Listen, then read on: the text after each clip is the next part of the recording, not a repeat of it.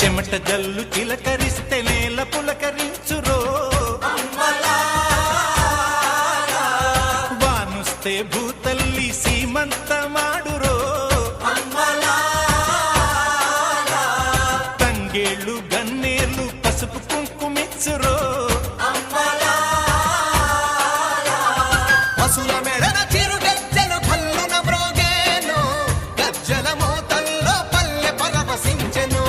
భూమికి పచ్చాన్ని భూమికి పచ్చాన్ని భూమికి పచ్చాన్ని రంగేసినట్టు